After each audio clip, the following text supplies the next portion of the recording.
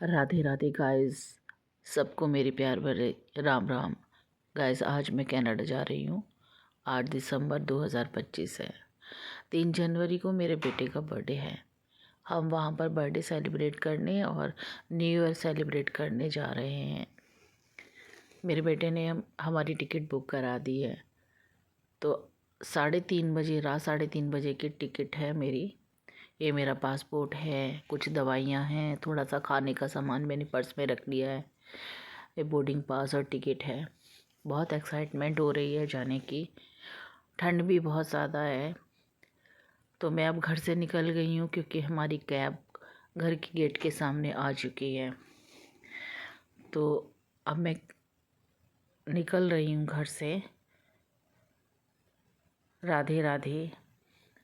हमने जर्मनी में स्टे लिया है, 7.5 घंटे का स्टे है। और वहाँ से हमें कनाडा की दूसरी फ़्लाइट में बैठना है। क्योंकि बहुत लंबा रूट है, इसलिए हम ज़्यादा बैठ नहीं पा रहे थे, इसलिए हमने कनाडा में के लिए 2 टिकट 2 बार कराया है टिकट।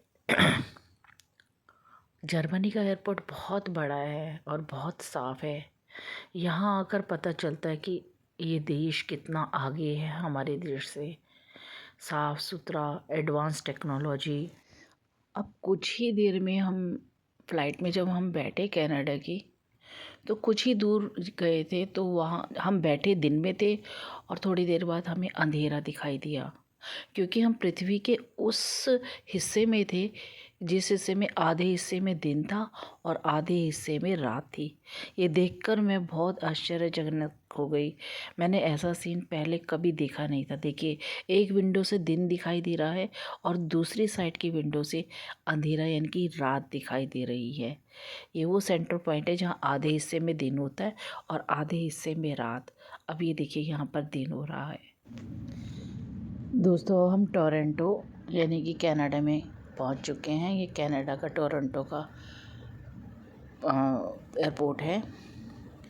और देखिए, कनाडा में देखिए कितनी बर्फ़ पड़ रही है। बर्फ़ ऐसे पड़ रही है जैसे रुई गिरती है ना, ऐसे रुई। और पैरों के नीचे भी ऐसे लग रहा है जैसे हम रुई पे चल रहे हैं। चलते समय मुझे बहुत डर लग रहा था क्योंकि मैं पहली बार मेरा एक्सपीरियंस था बर्फ़ पे चलने का।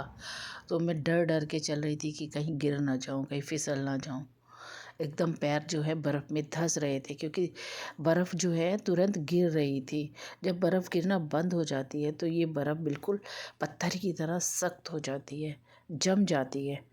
तो उस पे फिसलने का डर है। लेकिन मैं पहली बार चल रही थी तो मुझे डर लग रहा था। अब बाकी का हाल मैं दूसरी वीडियो में